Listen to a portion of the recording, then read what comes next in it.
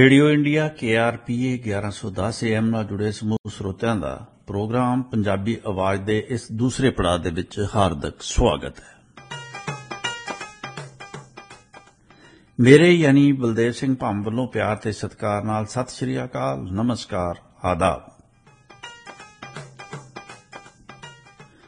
ਜੇਕਰ ਤੁਸੀਂ ਸਾਰੀ ਦੁਨੀਆ ਵਿੱਚ ਕਿਤੇ ਵੀ ਬੈਠ ਕੇ ਸਾਨੂੰ ਲਾਈਵ ਸੁਣਨਾ ਚਾਹੁੰਦੇ ਹੋ ਤਾਂ radioindia.ca ਸਾਡੀ ਵੈਬਸਾਈਟ ਹੈ। ਇਸ ਵੈਬਸਾਈਟ ਤੇ ਜਾ ਕੇ ਤੁਸੀਂ ਕਿਸੇ ਵੀ ਵਕਤ ਤੇ ਕਿਤੇ ਵੀ ਬੈਠ ਕੇ ਸਾਡੇ ਨਾਲ ਜੁੜ ਸਕਦੇ ਹੋ। ਸਾਡਾ ਸਟੂਡੀਓ ਦਾ ਨੰਬਰ ਹੈ 6045929191 6045929191।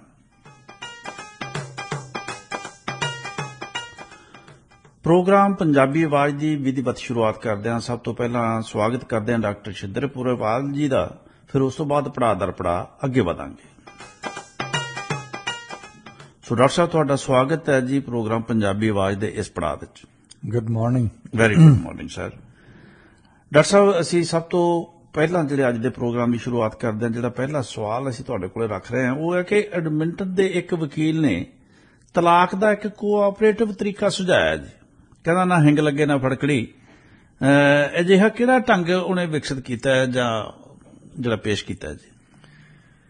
ਦੇਖੋ, ਜਿਹੜੀ ਸਾਡੀ ਇੰਸਟੀਟਿਊਸ਼ਨ ਆਫ ਮੈਰਿਜ ਆ ਜੀ, ਸੰਸਥਾ ਹੈ, ਇੱਕ ਸਮਾਜਿਕ ਸੰਸਥਾ ਜੀ, ਜਿਹਦਾ ਲੀਗਲੀ ਵੀ ਇਹਨੂੰ ਲੀਗਲ ਤਾਂ ਕਰਤਾ ਗਿਆ ਕਿ ਇਹਦੇ ਵਿੱਚ ਡਿਵੋਰਸ ਵੀ ਆਉਂਦਾ ਹੈ, ਇਹਦੇ ਵਿੱਚ ਬੱਚਿਆਂ ਦੀ ਇਸ਼ੂ ਆ ਜਾਂਦੀ ਹੈ, ਪ੍ਰਾਪਰਟੀ ਦੀ ਇਸ਼ੂ ਆ ਜਾਂਦੀ ਹੈ ਜੀ।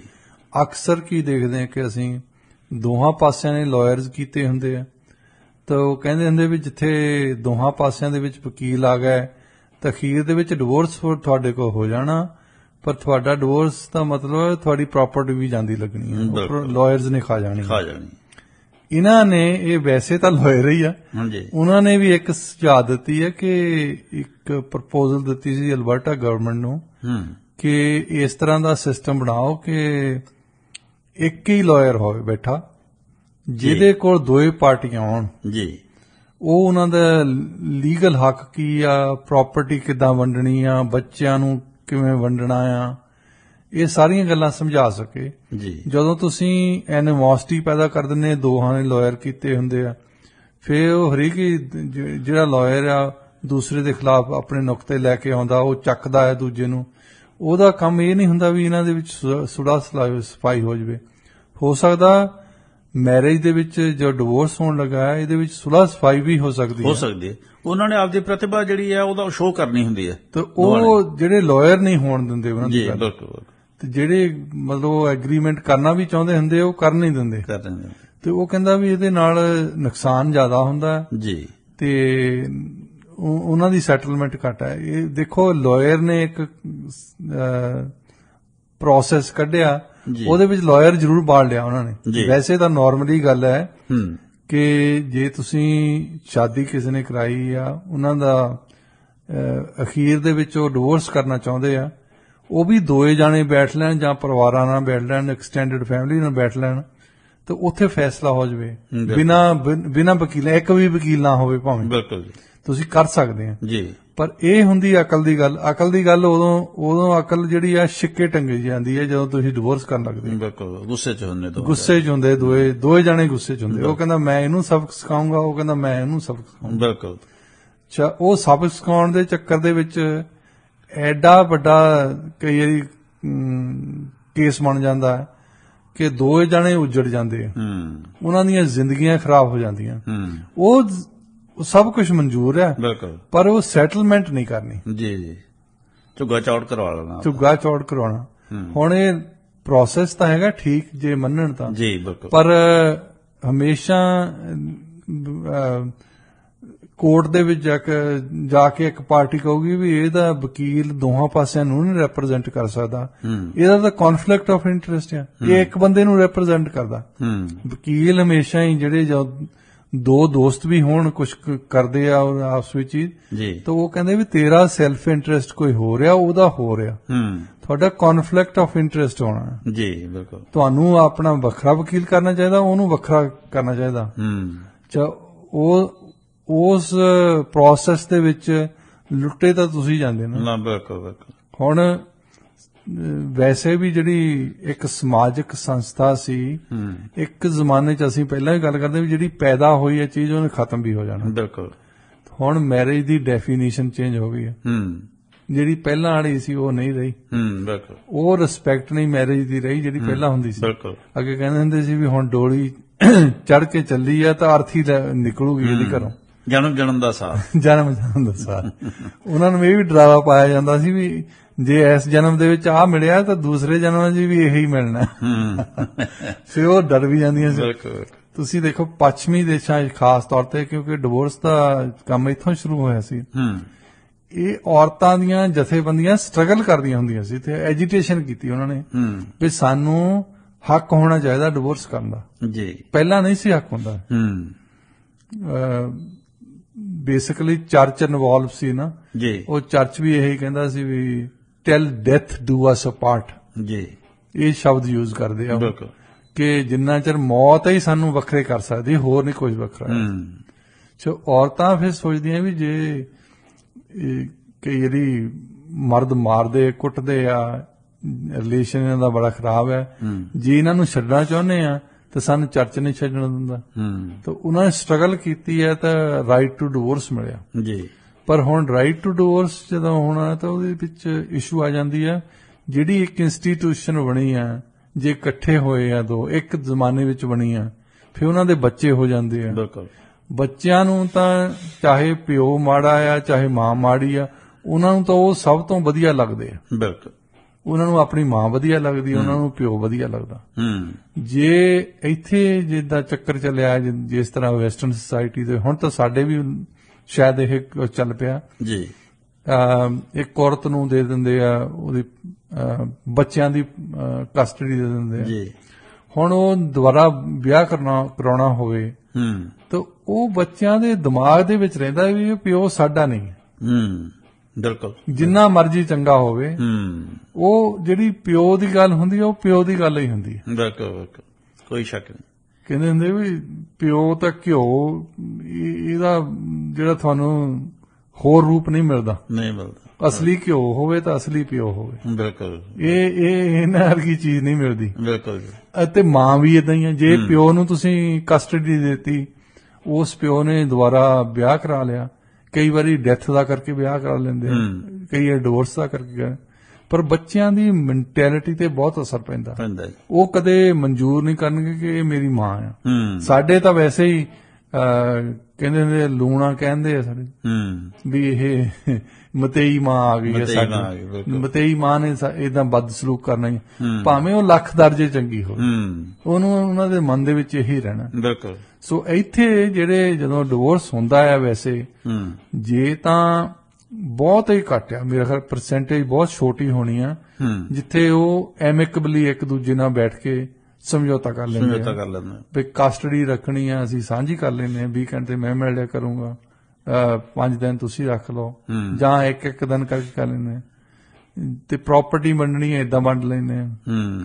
ਤੇ ਜੇ ਪੈਂਦੇ ਅਸੀਂ ਸੁਜੈਸਟ ਕਰਦੇ ਹੁੰਦੇ, ਸੋਸ਼ੀਓਲੋਜੀ ਵਾਲੇ ਏਦਾਂ ਦੀਆਂ ਗੱਲਾਂ ਕਰਦੇ ਹੁੰਦੇ ਆ, ਕਹਿੰਦੇ ਵੀ ਤੁਸੀਂ ਜੇ ਅਕਲ ਨਾਲ ਬੈਠ ਕੇ ਡਿਵੋਰਸ ਕਰਨਾ ਹੋਵੇ ਤੇ ਅਕਲ ਨਾਲ ਫਿਰ ਇਹ ਨਹੀਂ ਸੋਚ ਸਕਦੇ ਵੀ ਅਸੀਂ ਡਿਵੋਰਸ ਕਿਉਂ ਕਰਨਾ। ਬਿਲਕੁਲ। ਇਸ਼ੂ ਤਾਂ ਇਹ ਆ ਜਾਂਦਾ ਜਦੋਂ ਸੋਚ ਤੇ ਆ ਗਈ ਗੱਲ, ਫਿਰ ਤਾਂ ਇਹ ਵੀ ਸੋਚਿਆ ਜਾ ਸਕਦਾ। ਫਿਰ ਤਾਂ ਇਹ ਸੋਚਿਆ ਜਾ ਸਕਦਾ। ਦੁਨੀਆ ਦੇ ਵਿੱਚ ਅਸੀਂ ਬਹੁਤ ਗੱਲਾਂ ਕਰਦੇ ਆ ਜਿਹੜੀਆਂ ਕਿ ਸਾਡੀਆਂ ਮਨਪਸੰਦ ਨਹੀਂ ਹੁੰਦੀਆਂ। ਤੁਸੀਂ ਕੰਮ ਤੇ ਜਾਂਦੇ ਆ, ਕਿੰਨੇ ਕੁ ਬੰਦੇ ਆ ਜਿਹੜੇ ਬਹੁਤ ਖੁਸ਼ ਹੋ ਕੇ ਬੈਠੇ ਆ। ਬਿਲਕੁਲ। ਕੰਮ ਤਾਂ ਕਰਦੇ ਹੀ ਆ, ਕੰਮ ਤਾਂ ਕਰਦੇ ਆ, ਉਹਨਾਂ ਨੂੰ ਬੌਸ ਦੀਆਂ ਸੁਣਨੀਆਂ ਪੈਂਦੀਆਂ, ਸੁਪਰਵਾਈਜ਼ਰ ਦੀਆਂ ਸੁਣਨੀਆਂ ਪੈਂਦੀਆਂ, ਨਾਲ ਦੇ ਵਰਕਰਸ ਦੀਆਂ ਸੁਣਨੀਆਂ ਪੈਂਦੀਆਂ। ਉਹ 8 ਘੰਟੇ ਕੱਟ ਕੇ ਆਉਂਦੇ ਹੀ ਆ। ਬਿਲਕੁਲ। ਮਤਲਬ ਤੁਸੀਂ ਟੋਲਰੈਂਸ ਕਰ ਸਕਦੇ ਆ। ਹੁਣ ਇੱਕ ਗੱਲ ਜਿਹੜੀ ਇਸ਼ੂ ਆ ਜਾਂਦੀ ਡਿਵੋਰਸ ਦੇ ਵਿੱਚ, ਅੱਜ ਕੱਲ ਜਿਹੜੀ ਜਨਰੇਸ਼ਨ ਪਲ ਰਹੀ ਹੈ ਨਾ ਜੀ, ਇਹ ਇੱਕ ਬਹੁਤ ਹੀ ਇੰਡੀਵਿਜੂਅਲਿਸਟਿਕ ਜਨਰੇਸ਼ਨ ਹੈ।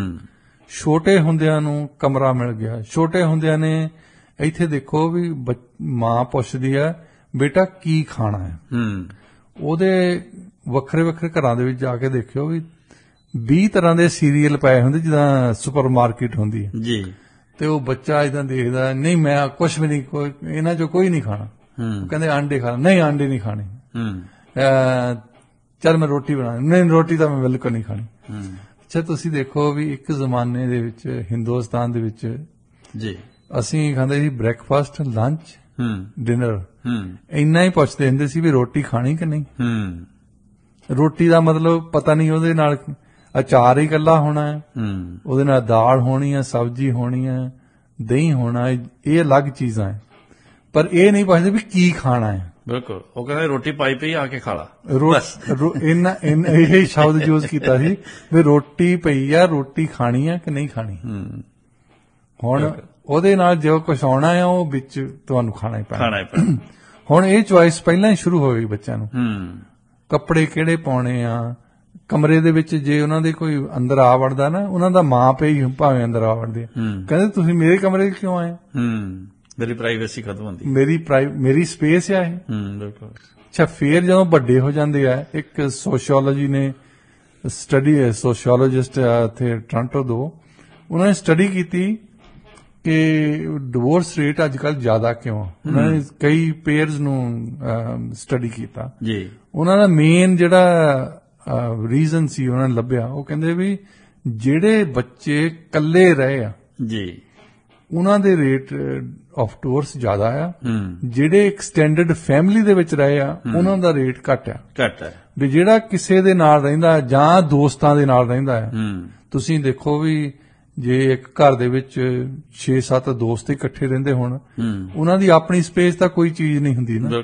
ਪਤਾ ਨਹੀਂ ਕਿਹੜੇ ਨੇ ਆ ਕੇ ਰੋਟੀ ਖਾ ਜਾਣੀ, ਕਿਹੜੇ ਨੇ ਆ ਕੇ ਦਾਲ ਚੱਕ ਲੈਣੀ, ਕਿਹੜੇ ਨੇ ਆ ਕੇ ਤੁਹਾਡੇ ਬੈੱਡ ਤੇ ਸੌ ਜਾਣਾ, ਕਿਹੜੇ ਨੇ ਆ ਕੇ ਪਹਿਲਾਂ ਨਹਾਉਣ ਲੱਗ ਪੈਣਾ। ਇੱਕ ਦੂਜੇ ਨੂੰ ਅੰਡਰਸਟੈਂਡ ਕਰਨ ਦਾ ਮਾਦਾ ਹੁੰਦਾ ਉਹਨਾਂ 'ਚ। ਏਦਾਂ ਲੱਗਦਾ ਵੀ ਤੁਸੀਂ ਇਹ ਇੱਥੇ ਇਕੱਲੇ ਹੀ ਅੰਪਾਇਰ ਨਹੀਂ ਤੁਹਾਡਾ, ਇੱਥੇ ਹੋਰ ਵੀ ਬੰਦੇ ਰਹਿੰਦੇ। ਜਿਹੜਾ ਬੰਦਾ ਇਕੱਲਾ ਬੰਦਾ ਰਹਿੰਦਾ ਜਾਂ ਇਕੱਲੀ ਔਰਤ ਰਹਿੰਦੀ ਆ, ਉਹਨਾਂ ਨੂੰ ਲੱਗਣਾ ਕਿ ਮੇਰੇ ਤਾਂ ਇੱਥੇ ਆ ਹੀ ਨਹੀਂ ਸਕਦਾ, ਮੇਰਾ ਹੀ ਗਲਾਸ ਆ, ਮੇਰਾ ਹੀ ਬਰਸ਼ ਆ, ਮੇਰਾ ਹੀ ਬੈਡਰੂਮ ਆ, ਮੇਰਾ ਹੀ ਵਾਸ਼ਰੂਮ ਆ, ਮੈਂ ਜਦੋਂ ਮਰਜ਼ੀ ਚਾਹ ਵਰਤ। ਅੱਛਾ, ਉਸ ਤੋਂ ਬਾਅਦ ਉਹਨਾਂ ਨੂੰ ਵਿਆਹ ਕਰ ਦੋ, ਇੱਕ ਬੰਦਾ ਹੋਰ ਆ ਵੜਦਾ ਜੀ, ਤਾਂ ਉਹਦੀ ਟੋਲਰੈਂਸ ਬਹੁਤ ਘਟ ਜਾਂਦੀ ਹੈ। ਸੋ ਇਹ ਡਿਵੋਰਸ ਦਾ ਇੱਕ ਰੀਜ਼ਨ, ਮੇਨ ਰੀਜ਼ਨ ਇਹ ਸੀ। ਹੋਰ ਵੀ ਰੀਜ਼ਨ ਹੁੰਦੇ ਆ ਕਿ ਬਾਅਦ ਦੇ ਵਿੱਚ ਇੱਕ ਦੂਜੇ ਨਾਲ ਗੱਲਾਂ ਬਾਤਾਂ, ਕਿਉਂਕਿ ਫਰਸਟ ਅਟਰੈਕਸ਼ਨ ਤਾਂ ਇਹ ਹੁੰਦੀ ਹੈ ਵੀ ਦੇਖਦੇ ਆ ਇੱਕ ਦੂਜੇ ਨੂੰ, ਵੀ ਦੇਖ ਕੇ ਨਾ ਹਾਂ ਕਰਤੀ ਕਿਸੇ ਨੂੰ ਜੀ। ਪਰ ਜਦੋਂ ਇੱਕ ਦੂਜੇ ਨਾਲ ਗੱਲਾਂ ਕਰਨ ਲੱਗਦੇ ਆ, ਤੁਸੀਂ ਦੇਖਦੇ ਨਾ ਬੰਦਾ ਬੜਾ ਸੋਹਣਾ ਪੱਗ ਬੰਨੀ ਆ, ਟਾਈ ਲਾਈ ਆ, ਤਾਂ ਬੜਾ ਸੋਹਣਾ ਲੱਗਦਾ ਹੈ, ਤਾਂ ਜਦੋਂ ਮੂੰਹ ਖੋਲਦਾ ਫੇਰ ਪਤਾ ਲੱਗਦਾ ਵੀ ਗਧਾ ਆ। ਇਹ ਤਾਂ ਗੱਲਬਾਤ ਕੀਤੀ ਤਾਂ ਪਤਾ ਲੱਗਣਾ। ਸੋ ਜਦੋਂ ਇਕੱਠੇ ਰਹਿੰਦੇ ਆ, ਜਾਂ ਉਹਦਾ ਬਿਹੇਵੀਅਰ ਕਿੱਦਾਂ ਦਾ ਆ, ਕਿੱਦਾਂ ਦੀਆਂ ਗੱਲਾਂ ਤੇ ਉਹਨੂੰ ਵਿਸ਼ਵਾਸ ਆ ਉਹਦਾ, ਤੇ ਉਹ ਤੇ ਲੜਾਈਆਂ ਹੋ ਜਾਂਦੀਆਂ। ਸੋ ਡਿਵੋਰਸ ਦਾ ਕਮ ਸੇ ਕਮ ਲੀਗਲੀ ਜਿਹੜਾ ਸਾਡੇ ਦਾ ਹਿੰਦੂ ਕੋਡ ਦੇ ਵਿੱਚ ਪਹਿਲਾਂ RSS ਨੇ ਖਾਸ ਤੌਰ ਤੇ ਵਿਰੋਧਤਾ ਕੀਤੀ ਸੀ ਕਿ ਲੀਗਲੀ ਨਾ ਕਰੋ ਕੁਝ ਵੀ। ਹਿੰਦੂ ਕੋਡ ਦੇ ਖਿਲਾਫ RSS ਸੀ ਐਕਚੁਅਲੀ ਪਹਿਲਾਂ ਜਿਹੜੀ ਆਪੋਜੀਸ਼ਨ ਕੀਤੀ ਉਹਨਾਂ ਨੇ ਕੀਤੀ ਹੈ ਵੀ ਜਿਹੜੀ ਮੈਰਿਜ ਹੁੰਦੀ ਆ ਜਾਂ ਸਾਡੀਆਂ ਪ੍ਰਾਪਰਟੀ ਵੰਡਣ ਵਾਲੀਆਂ ਗੱਲਾਂ ਜਾਂ ਅੰਤਮ ਸੰਸਕਾਰ ਕਰਨੇ, ਇਹਨਾਂ ਨੂੰ ਲੀਗਲ ਨਹੀਂ ਕੀਤਾ ਜਾ ਸਕਦਾ। ਇਹ ਤਾਂ ਵੈਸੇ ਹੀ ਸਾਡੇ ਸਮਾਜ ਦਾ ਅੰਗ ਆ। ਉਹਨਾਂ ਨੂੰ ਅਸੀਂ ਉਸ ਤਰੀਕੇ ਨਾਲ ਰੱਖੀਏ, ਉਹਨਾਂ ਨੂੰ ਲੀਗਲ, ਉਹਨਾਂ ਨੂੰ ਸੰਵਿਧਾਨ ਦੇ ਵਿੱਚ ਨਾ ਪਾਈਏ, ਉਹਨਾਂ ਦੇ ਕਾਨੂੰਨ ਨਾ ਬਣਾਈਏ। ਤੇ ਹੁਣ ਬਣ ਗਏ ਆ, ਹੁਣ ਲੜਨ ਲੱਗੇ ਆ, UCC ਤੇ ਲੜਨ ਲੱਗੇ। ਬਿਲਕੁਲ। ਸੋ ਡਾਕਟਰ ਸਾਹਿਬ, ਦੂਸਰੀ ਖਬਰ ਵੱਲੋਂ ਵਧਦੇ ਆ। BC ਦੇ 30 ਤੋਂ ਵੱਧ ਪੋਰਟਾਂ ਤੇ ਕੰਮ ਕਰਦੇ 7400 ਕਰਮਚਾਰੀ ਜਿਹੜੇ ਹੜਤਾਲ ਤੇ ਆ ਜੀ। 10 ਦਿਨ ਦੇ ਕਰੀਬ ਇਹਨਾਂ ਨੂੰ ਹੋ ਗਿਆ, ਨੁਕਸਾਨ ਬਹੁਤ ਹੋਈ ਜਾਂਦਾ ਹੈ। ਕਿੱਥੇ ਪੇਚ ਫਸਿਆ ਜੀ ਹੁਣ? ਪੇਚ ਜਿਹੜਾ ਵੱਡੀ ਮੰਗ ਆ ਇਹਨਾਂ ਦੀ ਨਾ, ਉਹ ਜਿਹੜੀਆਂ ਤਾਂ ਵੇਜਸ ਆ, ਇਹਨਾਂ ਦੀਆਂ ਵੇਜਸ ਵੈਸੇ ਨਾਰਮਲ ਜਿਹੜੀਆਂ ਯੂਨੀਅਨ ਨੈਗੋਸ਼ੀਏਸ਼ਨਸ ਹੋਈਆਂ ਉਹਨਾਂ ਤੋਂ ਜ਼ਿਆਦਾ ਵਧੀਆਂ ਪਿਛਲੇ ਸਮੇਂ 'ਚ ਵੀ, ਹੁਣ ਵੀ ਦੇ ਦੇਣੇ ਪੈਸੇ ਉਹਨਾਂ ਨੂੰ। ਜਿਹੜੀ ਵੱਡੀ ਗੱਲ ਹੈਗੀ ਹੈ ਉਹ ਇਹ ਆ ਕਿ ਇਹਨੂੰ ਆਟੋਮੇਸ਼ਨ ਨਹੀਂ ਹੋਣੀ ਚਾਹੀਦੀ। ਹੁਣ ਆਟੋਮੇਸ਼ਨ ਨਹੀਂ ਹੁੰਦੀ ਤਾਂ ਤੁਸੀਂ ਦੁਨੀਆ ਦੇ ਵਿੱਚ ਜਿਹੜੀਆਂ ਸਾਰੀਆਂ ਪੋਰਟਸ ਨੂੰ ਆਟੋਮੇਸ਼ਨ ਕਰ ਰਹੇ ਆ, ਉਹਨਾਂ ਦੇ ਨਾਲ ਕੰਪੀਟ ਨਹੀਂ ਕਰ ਸਕਦੇ। ਦੇਖੋ, ਇਹ ਸ਼ਿਪਿੰਗ ਇੰਡਸਟਰੀਜ਼ ਦੀ, ਦੂਸਰੀ ਇੰਡਸਟਰੀ ਦੀ ਵੀ ਇਹ ਮੰਗ ਆ ਵੀ ਜੇ ਅਸੀਂ ਪ੍ਰੋਡਕਟ ਭੇਜਣਾ ਆ, ਆਟੋਮੇਸ਼ਨ ਹੋਣੀ ਚਾਹੀਦੀ ਆ। ਬਿਲਕੁਲ। ਅੱਗੇ ਆਉਂਦਾ ਹੁੰਦਾ ਸੀ ਸ਼ਿਪ, ਤੁਸੀਂ ਮਰੀਨ ਜਿਹੜੇ ਸਾਡੇ ਅਜੇ ਵੀ ਇਹੋ ਟਰਮੀਨੋਲੋਜੀ ਯੂਜ਼ ਕਰਦੇ ਆ, ਕਹਿੰਦੇ ਅਸੀਂ ਮਰਚੈਂਟ ਮਰੀਨ 'ਚ ਕੰਮ ਕਰਦੇ ਆ, ਉਹ ਮਰੀਨ ਨੇਵੀ ਕਹਿੰਦੇ ਹੁੰਦੇ, ਮਰੀਨ ਨੇਵੀ ਦੇ ਵਿੱਚ ਕੰਮ ਕਰਦੇ ਆ, ਤੇ ਮਰਚੈਂਟ ਨੇਵੀ ਦੇ ਵਿੱਚ, ਸੌਰੀ। ਉਹ ਇੱਕ ਵਾਰੀ ਜਗ੍ਹਾ ਤੇ ਕਿਤੇ ਜਾ ਕੇ ਸਮੁੰਦਰੀ ਜਹਾਜ਼ ਲਾ ਦਿੰਦੇ ਹੁੰਦੇ ਸੀ, ਤਾਂ ਉਸ ਤੋਂ ਬਾਅਦ ਤੁਰੇ ਫਿਰਦੇ ਰਹਿਣਾ ਉਸ ਸ਼ਹਿਰ ਦੇ ਵਿੱਚ। 2 ਹਫ਼ਤੇ ਲੱਗਣੇ ਆ, 3 ਹਫ਼ਤੇ ਲੱਗਣੇ ਆ। ਉਹ ਹੌਲੀ ਹੌਲੀ ਵਾਰੀ ਆਉਂਦੀ ਸੀ ਨਾ, ਕੰਟੇਨਰ ਨੂੰ ਕੱਢਣਾ, ਫਿਰ ਉਹਨੂੰ ਲੋਡ ਕਰਨਾ, ਤੇ ਫਿਰ ਉਹ ਰੈਡੀ ਹੁੰਦਾ ਸੀ। ਹੁਣ ਜਿਹੜੀਆਂ ਆਟੋਮੇਸ਼ਨ ਕੀਤੀਆਂ, ਜਿੱਦਾਂ LA ਦੇ ਵਿੱਚ ਫੁੱਲੀ ਆਟੋਮੇਟਡ ਉਹਨਾਂ ਦੀ ਪੋਰਟ ਆ ਜੀ, ਜਦੋਂ ਸ਼ਿਪ ਆਉਂਦਾ ਆ ਉਹ ਮਿੰਟਾਂ ਦੇ ਵਿੱਚ ਹੀ ਖਤਮ ਕਰ ਦਿੰਦੇ, ਉਹਨੂੰ ਆਫਲੋਡ ਕਰਦੇ, ਸਾਰੇ ਕੰਟੇਨਰ ਕੱਢ ਕੇ ਇੱਕਦਮ ਹੀ ਕੰਟੇਨਰ ਪਾਉਂਦੇ ਆ। ਜਿਹੜੇ ਸ਼ਿਪਿੰਗ ਵਾਲੇ ਆ ਉਹਨਾਂ ਨੂੰ ਸ਼ਿਪ 'ਚ ਹੀ ਰਹਿਣਾ ਪੈਂਦਾ, ਇਹ ਨਹੀਂ ਵੀ ਉਹ ਤੁਰੇ ਫਿਰਨ LA ਦੇ ਵਿੱਚ। ਬਿਲਕੁਲ, ਕਹਿੰਦੇ ਵੀ ਤੁਸੀਂ ਆਏ ਆ, ਕੋਈ ਗੱਲ ਨਹੀਂ, ਤੁਸੀਂ ਇੱਥੇ ਖਾਣਾ ਖੁਣਾ ਖਾਓ, ਅਸੀਂ ਉਹਨੇ ਚਿਰ ਨੂੰ ਕੰਮ ਕਰ ਦੇਣਾ ਹੈ। ਅੱਛਾ, ਇਹਨਾਂ ਨਾਲ ਤੁਸੀਂ ਕਿੱਦਾਂ ਕੰਪੀਟ ਕਰ ਸਕਦੇ ਆ? ਬਿਲਕੁਲ, ਇਹਨੂੰ ਅਸੀਂ ਕਹਿੰਦੇ ਪ੍ਰੋਡਕਟਿਵਿਟੀ। ਜੇ ਤੁਸੀਂ G7 ਦੇਸ਼ ਨੂੰ ਦੇਖਦੇ ਆ, G7 ਦੇਸ਼ਾਂ ਦੇ ਵਿੱਚੋਂ ਸਭ ਤੋਂ ਲੋਐਸਟ ਪ੍ਰੋਡਕਟਿਵਿਟੀ ਹੈਗੀ ਹੈ ਜਾਪਾਨ ਦੇ ਕੋਲ ਜੀ, ਜਿਹੜਾ ਇੱਕ ਜ਼ਮਾਨੇ ਦੇ ਵਿੱਚ ਨੰਬਰ 1 ਗਿਣਿਆ ਗਿਆ। ਹੁਣ ਉਹਨਾਂ ਦਾ ਪੱਠਾ ਬਿਠਿਆ ਹੈ। ਬਿਲਕੁਲ, ਦੂਜੇ ਨੰਬਰ ਤੇ ਲੋਐਸਟ ਥੱਲਿਓਂ ਕੈਨੇਡਾ ਹੈ ਜੀ। ਅਸੀਂ 6ਵੇਂ ਨੰਬਰ ਜੇ ਉਤੋਂ 6ਵੇਂ। 2 ਸਭ ਤੋਂ ਵਰਸਟ ਕੰਟਰੀਜ਼ G7 ਦੀਆਂ, ਕੈਨੇਡਾ ਤੇ ਜਾਪਾਨ। ਸਾਨੂੰ ਇੱਕ ਨੰਬਰ ਤੇ ਆਉਣ ਵਾਸਤੇ ਹਿੰਦਸੇ ਪੁੱਠੇ ਕਰਨੇ ਪੈਣਗੇ, ਬਹੁਤ ਕੁਝ ਬਦਲਣਾ ਪੈਣਾ। ਜੋ ਕੁਝ ਅਸੀਂ ਪ੍ਰੋਡਕਟਿਵਿਟੀ ਕਰਦੇ ਆ, ਜਿੱਦਾਂ ਅਸੈਂਬਲੀ ਕਰਨੀ, ਅਸੀਂ ਆਟੋ ਅਸੈਂਬਲੀ ਕਰਨੀ, ਕਿਸੇ ਜਗ੍ਹਾ ਤੇ ਤਾਂ ਉਹਨਾਂ ਨੇ ਪੂਰੀ ਆਟੋਮੇਸ਼ਨ ਕੀਤੀ ਹੋਣੀ ਹੈ, ਕਿਤੇ ਅਜੇ ਵੀ ਮੈਨੂਅਲ ਹੋਣੀ ਹੈ ਜੀ। ਜਿਹੜੀ ਮੈਨੂਅਲ ਗੱਲ ਆ ਨਾ, ਉਹ ਆਟੋਮੇਸ਼ਨ ਨਾਲ ਤੁਸੀਂ ਕੰਪੈਰੀਜ਼ਨ ਨਹੀਂ ਕਰ ਸਕਦੇ।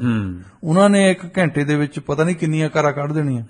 ਤੁਸੀਂ, ਤੁਹਾਡੀਆਂ ਲਿਮਟਿਡ ਆ, ਕਿੰਨੇ ਬੰਦੇ ਆ, ਕਿੰਨੇ ਉਹ ਕੰਮ ਕਰਦੇ ਆ, ਕਿੰਨੇ ਕਰਨਾ ਚਾਹੁੰਦੇ ਆ। ਬਿਲਕੁਲ, ਇਹ ਪ੍ਰੋਡਕਟਿਵਿਟੀ ਦਾ ਇਹ ਹਿੱਸਾ ਹੈ ਨਾ। ਬਿਲਕੁਲ, ਫਿਰ ਟਰਾਂਸਪੋਰਟ ਕਰਦੇ ਆ, ਕਈ A to Z ਬਹੁਤ ਕੁਝ ਹੁੰਦਾ ਹੈ ਜੀ। ਸੋ ਉਹਦੇ ਵਿੱਚ ਅਸੀਂ ਬਿਲਕੁਲ ਲੇਜ਼ੀ ਜਿਹੜੀ ਕੰਟਰੀ ਹੋਈ ਹੈ ਨਾ ਜਾਪਾਨ, ਉਦੋਂ ਬਸ ਮਾੜਾ ਜਿਹਾ ਉਹ ਥੋੜੇ ਜਿਹੇ ਦਰਜੇ ਨਾਲ ਉੱਤੇ ਆ, ਬਾਕੀਆਂ ਨੂੰ ਬਿਲਕੁਲ ਥੱਲੇ ਆ। ਇਹ ਜਿਹੜੇ ਕਾਮਿਆਂ ਨੂੰ ਖਦਸ਼ਾ ਫਿਰ ਇਹੀ ਹੈ ਵੀ ਜੌਬ ਜਾਊਗੀ ਜੀ। ਇਹਨਾਂ ਨੂੰ, ਵਰਕਰਜ਼ ਨੂੰ ਤਾਂ ਇਹੀ ਆ, ਜਿੱਥੇ ਵੀ ਆਟੋਮੇਸ਼ਨ ਹੁੰਦੀ ਹੈ ਜੀ। ਪਹਿਲਾਂ ਯਾਦ ਹੋਣਾ ਤੁਹਾਨੂੰ, ਬੈਂਕਾਂ ਵਾਲੇ EMPLOYEES ਸਟ੍ਰਾਈਕ ਕਰਦੇ ਹੁੰਦੇ ਸੀ ਵੀ ਇਹਦੀ ਆਟੋਮੇਸ਼ਨ ਨਹੀਂ ਕਰਨੀ ਚਾਹੀਦੀ, ਕੰਪਿਊਟਰ ਨਾਲ ਲੈ ਕੇ ਆਓ ਜੀ। ਹੁਣ ਬੈਂਕਾਂ ਨੇ ਜੇ ਇਹਨਾਂ ਦੀ ਸੁਣੀ ਹੁੰਦੀ ਵੀ ਕੰਪਿਊਟਰ ਨਹੀਂ ਲਿਆਉਣੇ, ਤਾਂ ਉਹਨਾਂ ਨੇ ਅਜੇ ਵੀ ਪੁਰਾਣੀਆਂ ਫਾਈਲਾਂ ਕੱਢੀ ਵਰਨੇ ਆ ਜੀ। ਕਈਆਂ ਨੂੰ ਚੂਹੇ ਕੁਤਰ ਜਾਂਦੇ ਹੁੰਦੇ ਸੀ। ਬਿਲਕੁਲ, ਉਹ ਹੁਣ ਕੰਪਿਊਟਰ ਸਾਰਾ ਕੁਝ ਕੀਤਾ ਹੈ, ਤੁਸੀਂ ਘਰੇ ਬੈਠੇ ਦੇਖ ਸਕਦੇ ਆ।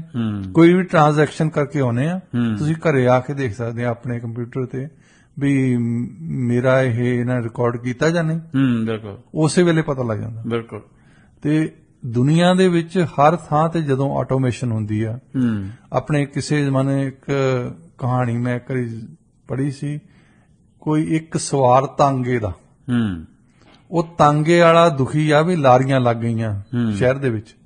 ਉਹ ਲਾਰੀ ਆਈ ਤੇ ਪਹਿਲਾਂ ਤਾਂ ਡਿਲੇ ਕਰਦਾ ਰਿਹਾ ਤਾਂਗੇ ਵਾਲਾ ਵੀ ਇੱਕ ਸਵਾਰੀ ਹੋਰ ਆ ਜਾਵੇ, ਇੱਕ ਹੋਰ ਆ ਜਾਵੇ। ਉਹਨੂੰ ਵੀ ਲਾਲਚ ਹੁੰਦਾ ਵੀ ਜਿੱਥੇ ਜਿੰਨੇ ਵੀ ਬੰਦੇ ਬੈਠੇ ਤਾਂਗੇ ਤੇ ਫੁੱਲ ਹੀ ਜਾਵੇ, ਪੂਰਾ ਫੁੱਲ ਜਾਵੇ।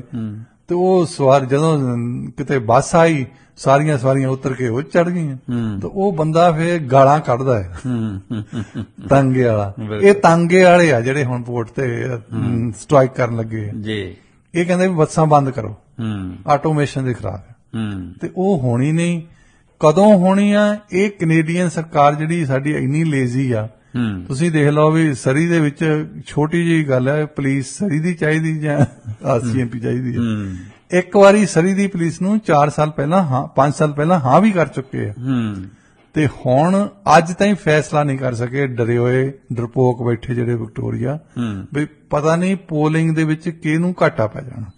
ਕੈਨੇਡੀਅਨ ਸਰਕਾਰ ਤੋਂ ਮੈਨੂੰ ਕੋਈ ਆਸ ਨਹੀਂ ਵੀ ਆਟੋਮੇਸ਼ਨ ਕਰਨਗੇ, ਪਰ ਹੋ ਸਕਦਾ ਮੇਰੀ ਆਸ ਦੇ ਉਲਟ ਵੀ ਕੰਮ ਕਰ ਜਾਣੇ। ਉਹ ਪਤਾ ਨਹੀਂ ਲੱਗਦਾ ਕਿ ਸੁੱਤੇ ਪੈਂਦੇ ਡਰੀ ਆ ਜਾਏ ਕਿਤੇ ਸ਼ਾਇਦ ਇੰਡਸਟਰੀ ਨੇ ਜ਼ੋਰ ਹੀ ਇੰਨਾ ਪਾ ਦੇਣਾ ਇਹਨਾਂ ਤੇ ਬਈ ਤੁਸੀਂ ਭਾਈ ਆਟੋਮੇਸ਼ਨ ਕਰੋ, ਨਹੀਂ ਤਾਂ ਅਸੀਂ ਫਾਡੀ ਹੋ ਜਾਵਾਂਗੇ ਜੀ। ਬਿਲਕੁਲ। ਅਸੀਂ ਅਗਲੀ ਖਬਰ ਵੱਲ ਵਧਦੇ ਹਾਂ। ਡਾਕਟਰ ਸਾਹਿਬ, ਅਮਰੀਕੀ ਰਾਸ਼ਟਰਪਤੀ ਜੋ ਬਾਈਡਨ ਇਜ਼ਰਾਈਲ ਤੇ ਯੂਕਰੇਨ ਦੀ ਨਾਟੋ ਮੈਂਬਰਸ਼ਿਪ ਬਾਰੇ ਟਾਲਾ ਵੱਟਦੇ ਨਜ਼ਰ ਆ ਰਹੇ ਆ। ਅਮਰੀਕਾ ਦੀ ਸ਼ਹਿ ਤੇ ਤਾਂ ਯੂਕਰੇਨ ਨੇ ਏਡਾ ਵੱਡਾ ਪੰਗਾ ਲੈ ਲਿਆ ਜੀ, ਤੇ ਹੁਣ ਜਿਹੜੀ ਤਬਦੀਲੀ ਹੈ ਇਹਦਾ ਕੀ ਮਤਲਬ ਹੋਇਆ ਜੀ? ਹੁਣ ਨੇਟੋ ਦੀ ਮੀਟਿੰਗ ਹੈ, ਉੱਥੇ ਜਾ ਰਹੇ ਆ ਜੀ, ਤਾਂ ਉੱਥੇ ਦੋ ਗੱਲਾਂ ਕਰ ਰਹੇ ਕਿ ਇੱਕ ਤਾਂ ਯੂਕਰੇਨ ਦੀ ਇਸ਼ੂ ਹੋਣੀ ਹੈ, ਦੂਸਰੀ ਕਿ ਅਮਰੀਕਾ ਵਾਲੇ ਜ਼ੋਰ ਪਾ ਰਹੇ ਆ, ਬਹੁਤ ਦੇਰ ਦੇ ਪਾ ਰਹੇ ਕਿ ਹਰ ਇੱਕ ਨੇਟੋ ਮੈਂਬਰ ਨੂੰ 2% ਆਪਣੀ GDP ਦਾ ਆਪਣੀ ਡਿਫੈਂਸ ਤੇ ਖਰਚਣਾ ਚਾਹੀਦਾ ਹੈ। ਉਹਦਾ ਮਤਲਬ ਸਿੱਧਾ ਹੀ ਆ ਵੀ ਹਥਿਆਰ ਸਾਡੇ ਤੋਂ ਖਰੀਦੋ, ਅਸੀਂ ਤਾਂ ਬਣਾਉਨੇ ਆ। ਬਿਲਕੁਲ। ਤੇ ਉਹ ਕੈਨੇਡਾ ਵਾਲਿਆਂ ਨੂੰ ਪਤਾ ਸੀ ਵੀ ਇਹ ਡਿਸਕਸ਼ਨ ਹੋਣੀ ਹੈ। ਇਹਨਾਂ ਨੇ ਪਹਿਲਾਂ ਹੀ ਕਹਿਤਾ ਵੀ ਲਿਥੁਏਨੀਆ ਦੇ ਵਿੱਚ ਅਸੀਂ ਆਪਣੀ ਫੌਜੀ ਦੁੱਗਣੇ ਕਰ ਦਿਆਂਗੇ, ਮਤਲਬ ਬਚਣ ਦੀ ਕੋਸ਼ਿਸ਼ ਆ ਵੀ ਹੁਣ ਅਸੀਂ ਕੁਛ ਕਰ ਰਹੇ ਹਾਂ। ਹਾਲਾਂਕਿ ਇੱਕ ਬ੍ਰਿਗੇਡ ਵੀ ਜੇ ਰਸ਼ੀਆ ਵਾਲਿਆਂ ਦਾ ਆ ਜਾਵੇ ਲਿਥੁਏਨੀਆ ਦੇ ਵਿੱਚ, ਸਭ ਤੋਂ ਪਹਿਲਾਂ ਦੌੜਨ ਵਾਲੇ ਉੱਥੋਂ ਕੈਨੇਡੀਅਨ ਹੋਣੇ ਆ, ਨਾਲ ਲੜਨ ਵਾਲੇ ਆ ਇਹ।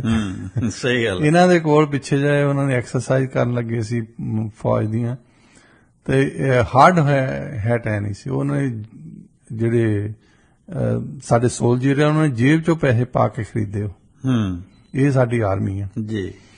ਹੁਣ ਜਿਹੜੀ ਯੂਕਰੇਨ ਦੀ ਇਸ਼ੂ ਬਣੀ ਹੈ, ਯੂਕਰੇਨ ਦੀ ਆਬਵੀਅਸਲੀ ਲੜਾਈ ਜਿੱਦਾਂ ਤੁਸੀਂ ਕਿਹਾ ਵੀ ਸ਼ੁਰੂ ਹੀ ਇਸ ਗੱਲ ਤੋਂ ਹੋਈ ਸੀ ਵੀ ਅਸੀਂ ਨੇਟੋ ਦੇ ਮੈਂਬਰ ਬਣਨਾ। ਰਸ਼ੀਆ ਵਾਲੇ ਕਹਿੰਦੇ ਸੀ ਵੀ ਸਾਡੇ ਬਾਰਡਰ ਤੇ ਤੁਸੀਂ ਲੱਗਦੇ ਆ, ਅਸੀਂ ਇਹ ਗੱਲ ਸਹਾਰ ਨਹੀਂ ਸਕਦੇ। ਹਾਲਾਂਕਿ ਪਹਿਲਾਂ ਵੀ ਉਹਨਾਂ ਦੇ ਬਾਰਡਰ ਨਾਲ ਨੇਟੋ ਦੇ ਮੈਂਬਰ ਲੱਗਦੇ ਆ। ਜਦੋਂ ਸੋਵੀਅਤ ਯੂਨੀਅਨ ਹੁੰਦਾ ਸੀ ਉਦੋਂ ਟਰਕੀ ਜਿਹੜਾ ਉਹਨਾਂ ਦੇ ਨਾਲ ਹੀ ਆ, ਇੱਥੇ ਮਿਸਲਾਂ ਰੱਖੀਆਂ ਹੁੰਦੀਆਂ ਸੀ ਨੇਟੋ ਵਾਲਿਆਂ ਨੇ। ਖੈਰ ਉਹਨਾਂ ਦੀ ਜਿਹੜੀ ਅਜੇ ਵੀ ਕਈ ਬੰਦੇ ਤਾਂ ਜਿੱਦਾਂ ਕੈਸੰਜਰ ਵਰਗੇ ਸਮਝਦੇ ਆ ਵੀ ਇੱਕ ਵੱਡੀ ਪਾਵਰ ਹੈ, ਸੁਪਰ ਪਾਵਰ ਨੇ ਚਾਹਣਾ ਹੀ ਆ ਵੀ ਉਹਨਾਂ ਦੇ ਆਲੇ ਦੁਆਲੇ ਕੋਈ ਦੁਸ਼ਮਣ ਦੇਸ਼ ਨਾ ਹੋਵੇ, ਉਹਨਾਂ ਦੇ ਕਮ ਸੇ ਕਮ ਮਿਲਟਰੀ ਅਲਾਇੰਸ ਵਾਲਾ ਨਾ ਹੋਵੇ। ਜਿੱਦਾਂ ਅਮਰੀਕਾ ਵਾਲੇ ਨਹੀਂ ਚਾਹਣਗੇ ਵੀ ਮੈਕਸੀਕੋ ਜਾਂ ਕੈਨੇਡਾ ਕੋਈ ਰਸ਼ੀਆ ਵਾਲੇ ਕੈਂਪ ਦੇ ਵਿੱਚ ਚਲ ਜਾਣ, ਕਦੇ ਨਹੀਂ ਤੁਹਾਨੂੰ ਟੋਲਰੇਟ ਕਰਨਗੇ, ਬਰਦਾਸ਼ਤ ਨਹੀਂ ਕਰਦੇ। ਇਹਨਾਂ ਨੇ ਫਿਰ ਲੈਣ ਦੀ ਇਸ਼ੂ ਵੀ ਜਿਹੜਾ ਅਸੀਂ ਇਜ਼ਰਾਈਲੀਜ਼ ਨੂੰ ਦਿੱਤਾ ਹੈ ਸਿਕਿਉਰਿਟੀ ਅਰੇਂਜਮੈਂਟ, ਉਹੋ ਹੀ ਤੁਹਾਨੂੰ ਦੇ ਦੇਵਾਂਗੇ। ਇਜ਼ਰਾਈਲ ਵਾਲੇ ਨੇਟੋ ਦੇ ਮੈਂਬਰ ਨਹੀਂ ਆ ਜੀ, ਪਰ ਉਹਨਾਂ ਦਾ ਸਾਡੇ ਨਾਲ ਇੱਕ ਸਬੰਧ, ਅਸੀਂ ਸਿਕਿਉਰਿਟੀ ਅਰੇਂਜਮੈਂਟ ਕੀਤਾ ਹੈ ਵੀ ਜਿਹੜੀਆਂ ਵੀ ਡਿਫੈਂਸਿਵ ਹਥਿਆਰ ਤੁਹਾਨੂੰ ਚਾਹੀਦੇ ਆ ਉਹ ਅਸੀਂ ਦੇਣ ਲਈ ਤਿਆਰ ਆ, ਟੈਕਨੋਲੋਜੀ ਟਰਾਂਸਫਰ ਵੀ ਕਰਨ ਲਈ ਤਿਆਰ ਆ ਵੀ ਤੁਸੀਂ ਬਣਾ ਵੀ ਸਕਦੇ ਹੋ। ਤੇ ਦੂਸਰਾ ਉਸ ਅਰੇਂਜਮੈਂਟ ਦਾ ਹਿੱਸਾ ਆ ਕਿ ਯੂਨਾਈਟਿਡ ਨੇਸ਼ਨਜ਼ ਦੇ ਵਿੱਚ ਤੁਹਾਡੇ ਖਿਲਾਫ ਕੋਈ ਬੋਲੇ, ਕੋਈ ਰੈਜ਼ੋਲੂਸ਼ਨ ਲੈ ਕੇ ਆਵੇ, ਅਸੀਂ ਆਪਣੀ ਵੀਟੋ ਯੂਜ਼ ਕਰਾਂਗੇ। ਬਿਲਕੁਲ। ਸਿਕਿਉਰਿਟੀ ਕਾਉਂਸਲ ਦੇ ਵਿੱਚ ਵੀਟੋ ਨਹੀਂ ਯੂਜ਼ ਕਰਦੇ ਤਾਂ ਫਿਰ ਤੁਹਾਡੇ ਖਿਲਾਫ ਕੋਈ ਮਤਾ ਪਾਸ ਕਰ ਦਿੰਦੇ ਆ, ਉਹ ਮਤੇ ਦਾ ਮਤਲਬ ਹੈ ਇੰਟਰਨੈਸ਼ਨਲ ਲਾਅ ਬਣ ਜਾਂਦਾ ਉਹ। ਹੁਣ ਜਿੰਨੀ ਵਾਰੀ ਵੀ US ਨੇ ਪਿਛਲੇ ਕੋਈ 70 ਸਾਲਾਂ ਦੇ ਵਿੱਚ ਵੀਟੋ ਯੂਜ਼ ਕੀਤੀ ਆ UN ਦੇ ਵਿੱਚ, ਉਹਨਾਂ ਦੇ ਵਿੱਚੋਂ ਅੱਧੀ ਵਾਰ ਇਜ਼ਰਾਈਲ ਨੂੰ ਡਿਫੈਂਡ ਕਰਨ ਲਈ ਕੀਤੀ ਹੈ। ਇਹਨਾਂ ਦੇ ਖਿਲਾਫ ਰੈਜ਼ੋਲੂਸ਼ਨ ਆਏ ਆ ਜੀ।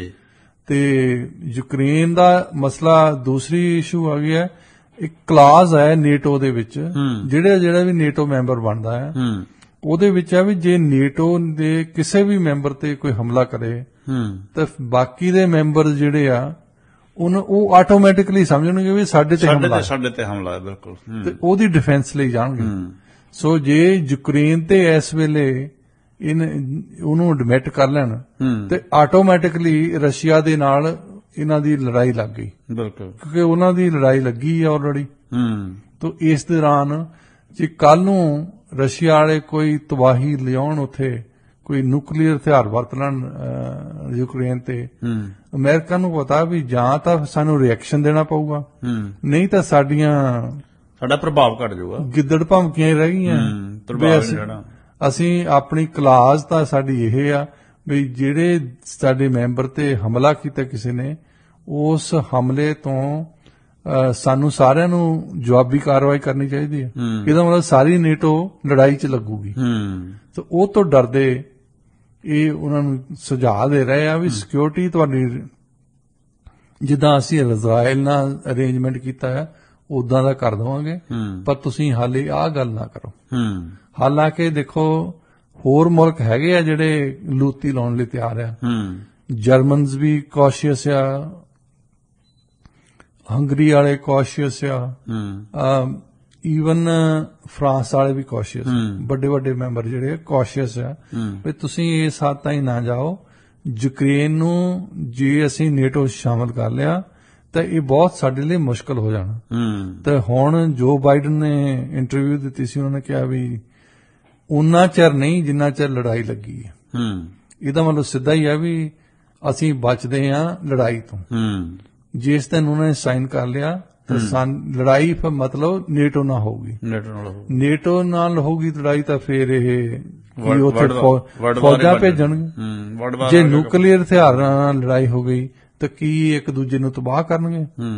ਇੰਨਾ ਤੈਅ ਆ ਕਿ ਅਮਰੀਕਾ ਵਾਲੇ ਇਕੱਲੇ ਨਹੀਂ ਸਾਰਾ ਕੁਝ ਤਬਾਹ ਕਰ ਸਕਦੇ, ਰਸ਼ੀਆ ਵਾਲੇ ਇਕੱਲੇ ਨਹੀਂ ਕਰਦੇ। ਕਿਉਂਕਿ ਜੇ ਰਸ਼ੀਆ ਨੇ ਸਾਰਾ ਕੁਝ ਤਬਾਹ ਕੀਤਾ ਦੁਨੀਆ ਤੇ, ਤਾਂ ਅਮਰੀਕਾ ਨੇ ਰਿਸਪੌਂਡ ਕਰਨਾ। ਮਤਲਬ ਦੁਨੀਆ ਦੀ ਬਾਕੀ ਦੇਸ਼ਾਂ ਨੂੰ ਸੋਚਣ ਦੀ ਲੋੜ ਨਹੀਂ ਹੈ, ਉਹ ਵੈਸੇ ਹੀ ਤਬਾਹ ਹੋ ਜਾਣੇ ਆ ਸਾਰੇ ਦੇ ਸਾਰੇ। ਦੋਹਾਂ ਦੇ ਕੋਲ ਇੰਨੀਆਂ ਵਾਰਹੈਡਸ ਆ, ਇਸ ਧਰਤੀ ਨੂੰ 10 ਵਾਰ ਉਥਲ ਪੁਥਲ ਕਰ ਸਕਦੇ ਦੋਏ ਦੇਸ਼। ਤਾਂ ਦੋਹਾਂ ਦੇਸ਼ਾਂ ਦੇ ਕੋਲ ਹੀ ਤਾਕਤ ਆ। ਬਾਕੀਆਂ ਦੇ ਕੋਲ ਵਾਰਹੈਡਸ ਦਾ ਹੈ, ਪਰ ਉਹ ਇਸ ਲੈਵਲ ਦੀਆਂ ਨਹੀਂ ਹੈ ਵੀ ਸਾਰੀ ਦੁਨੀਆ ਨੂੰ ਤਬਾਹ ਕਰ ਦੇਣਗੇ। ਸੋ ਇਸ ਗੱਲ ਤੋਂ ਡਰਦੇ ਵੀ ਆ, ਕੌਸ਼ੀਅਸ ਵੀ ਆ, ਔਰ ਓਪਨਲੀ ਇਹ ਵੀ ਨਹੀਂ ਕਹਿਣਾ ਚਾਹੁੰਦੇ ਵੀ ਅਸੀਂ ਵਾਰ ਤੋਂ ਡਰਦੇ ਯੂਕਰੇਨ ਨੂੰ ਇਸ ਵੇਲੇ ਮੈਂਬਰਸ਼ਿਪ ਨਹੀਂ ਦੇ ਸਕਦੇ। ਤਾਂ ਰਸ਼ੀਆ ਵਾਲਿਆਂ ਨੇ ਕਿਹਾ ਹੈ ਸਿੱਧਾ ਹੀ ਕਿ ਜਿੱਦਣ ਵੀ ਤੁਸੀਂ ਯੂਕਰੇਨ ਨੂੰ ਮੈਂਬਰ ਬਣਾਇਆ, ਉਸ ਤੋਂ ਪਹਿਲਾਂ ਅਸੀਂ ਇਹਨਾਂ ਦਾ ਛੱਡਣਾ ਕੱਖ ਨਹੀਂ। ਮਤਲਬ ਹੈਗਾ ਵੀ ਨਿਊਕਲੀਅਰ ਬੰਬ ਮਾਰਾਂਗੇ, ਇਹਨਾਂ ਨੂੰ ਤਬਾਹ ਕਰ ਦਿਆਂਗੇ। ਹੁਣ ਉਹਨਾਂ ਨੂੰ ਮਾਰਨਗੇ ਤਾਂ ਰੇਡੀਏਸ਼ਨ ਤਾਂ ਫੈਲਣੀ ਆ ਉੱਥੋਂ, ਰੇਡੀਏਸ਼ਨ ਇੱਧਰ ਨੂੰ ਵੀ ਫੈਲਣੀ ਆ, ਨਾਲ ਰਸ਼ੀਆ ਨੂੰ ਵੀ ਫੈਲਣੀ ਆ। ਸੋ ਇਸ ਕਰਕੇ ਉਹ ਟਾਰਗੇਟ ਕਰਦੇ ਵੀ ਥੋੜੀ ਜਿਹੀ ਲਿਮਟਿਡ ਸਟ੍ਰਾਈਕ ਕੀਤੀ ਜਾਵੇ ਬਿਲਕੁਲ ਵੈਸਟਰਨ ਐਂਡ ਤੇ ਜਾ ਕੇ ਯੂਕਰੇਨ ਦੇ ਤੇ, ਜਿੱਥੇ ਲਵਾਵ ਵਰਗੀ ਸਿਟੀਜ਼ ਆ, ਉਹਨਾਂ ਨੂੰ ਤਬਾਹ ਕੀਤਾ ਜਾਵੇ।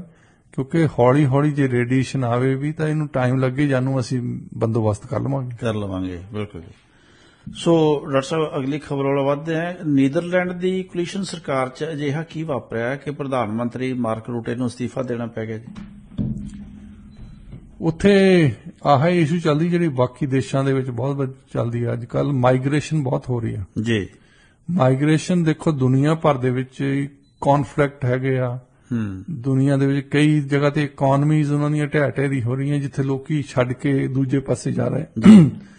ਫਿਰ ਯੂਕਰੇਨ ਦੇ ਵਿੱਚ ਲੜਾਈ ਲੱਗੀ ਆ, ਉੱਥੋਂ ਯੂਕਰੇਨੀਅਨ ਬੜੇ ਆਉਂਦੇ ਆ। 95,000 ਯੂਕਰੇਨੀਅਨ ਨੈਦਰਲੈਂਡ ਪਹੁੰਚ ਚੁੱਕੇ। ਹੁਣ ਐਡੀ ਵੱਡੀ ਗਿਣਤੀ ਦੇ ਵਿੱਚ ਮਾਈਗ੍ਰੇਸ਼ਨ ਆ ਰਹੀ ਹੈ ਬਾਕੀ ਮੁਲਕਾਂ ਤੋਂ, ਤਾਂ ਉੱਥੇ ਡਿਬੇਟ ਚੱਲ ਪੈਂਦਾ। ਜਿੱਦਾਂ ਸਾਡੇ ਦਾ ਉਸ ਲੈਵਲ ਤੇ ਹਾਲੇ ਨਹੀਂ ਪਹੁੰਚਾ ਡਿਬੇਟ, ਪਰ ਚੱਲਣ ਲੱਗਾ ਹੈ ਵੈਸੇ US ਦੇ ਵਿੱਚ ਵੀ ਤੇ ਕੈਨੇਡਾ ਦੇ ਵਿੱਚ ਵੀ ਇੰਨੇ ਇਮੀਗ੍ਰੈਂਟਸ ਕੀ ਅਸੀਂ ਸਹਾਰ ਸਕਦੇ ਜਾਂ ਨਹੀਂ। ਕਿਉਂਕਿ ਨੈਦਰਲੈਂਡ ਵਾਲੇ ਯੂਰਪੀਅਨ ਮੁਲਕ ਹੋਰ ਤਰ੍ਹਾਂ ਦੇ ਆ, ਉੱਥੇ ਤਾਂ ਜਿਹੜੇ ਇੱਕ ਐਥਨਿਕ ਮੂਲ ਦੇ ਲੋਕੀ ਆ, ਜਿਹੜੇ ਡੱਚ ਆ, ਉਹਨਾਂ ਦੀ ਭਾਰੀ ਬਹੁ ਗਿਣਤੀ ਆ। ਇੱਥੇ ਕਿਸੇ ਦੀ ਬਹੁ ਗਿਣਤੀ ਹੈ ਨਹੀਂ।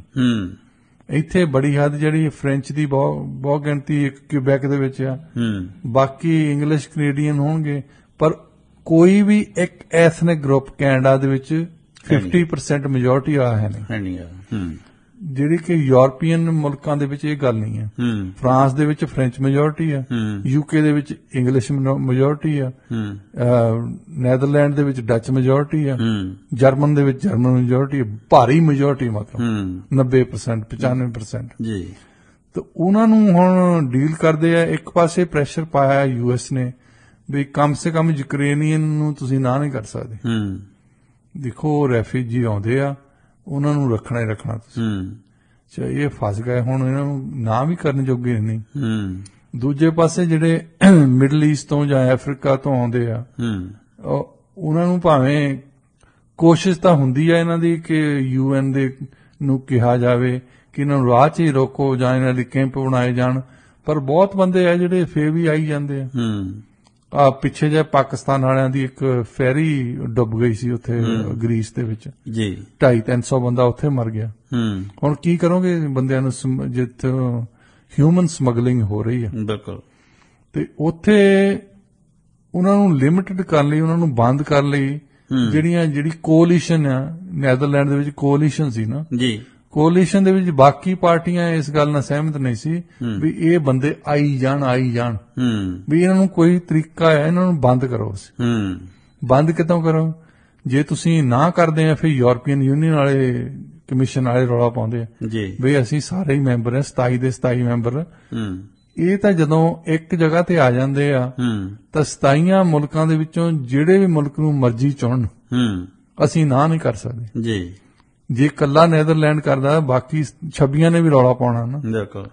ਅਮਰੀਕਾ ਵਾਲੇ ਰੌਲਾ ਪਾਉਂਦੇ ਵੀ ਕਮ ਸੇ ਕਮ ਯੂਕਰੇਨੀਅਨ ਤਾਂ ਬਿਲਕੁਲ ਨਹੀਂ ਨਾ ਕਰ ਸਕਦੇ, ਉਹ ਤਾਂ ਸਾਡੇ ਬਾਪ ਆ ਹੁਣ, ਕਿਉਂਕਿ ਉਹ ਉੱਥੋਂ ਸਾਡੀ ਲੜਾਈ ਲੜਦੇ ਆ ਉੱਥੇ। ਲੜਾਈ ਭਾਵੇਂ ਉਹ ਲੜਦੇ ਆ ਪਰ ਐਕਚੁਅਲੀ ਤਾਂ ਸਾਡੀ ਲੜਾਈ ਆ ਉੱਥੇ। ਸੋ ਉਹਨਾਂ ਦੇ ਰੈਫਿਊਜੀ ਆਉਂਦੇ, ਉਹਨਾਂ ਨੂੰ ਰੱਖਣਾ ਪੈਣਾ ਜੀ। ਰੈਫਿਊਜੀਆਂ ਦੇ ਮਸਲੇ ਦੇ ਪਹਿਲੀ ਸਰਕਾਰ ਹੈ ਜਿਹੜੀ ਡਿੱਗੀ, ਹੋਰ ਵੀ ਡਿੱਗਣਗੀਆਂ। ਹੁਣ ਫਰਾਂਸ ਦੇ ਵਿੱਚ ਤੁਸੀਂ ਦੇਖੋ ਜਿਹੜਾ ਰੌਲਾ ਰੱਪਾ ਪਿਆ ਆ, ਉਹ ਕਾਲੇ ਨੌਜਵਾਨਾਂ ਦਾ ਤੇ ਜਿਹੜੇ ਇਸਲਾਮਿਕ ਮੁਸਲਮਾਨ ਦੇਸ਼ਾਂ ਤੋਂ ਆਏ ਆ ਉਹਨਾਂ ਨੇ ਰੌਲਾ ਪਾਇਆ। ਓਪੀਨੀਅਨ ਪੋਲ ਹੁਣੇ ਹੀ ਆਇਆ ਫਰਾਂਸ ਦੇ ਵਿੱਚ, ਜਿਹੜੇ ਕਹਿੰਦੇ ਕਿ ਇਮੀਗ੍ਰੇਸ਼ਨ ਜਿਹੜੀ ਬੰਦ ਕਰੋ, ਜਿਹੜੇ ਇਹ ਲੋਕ ਇੱਥੇ ਆ ਕੇ ਤਾਂ ਸਾਨੂੰ ਤੰਗ ਕਰਦੇ ਆ ਜੀ।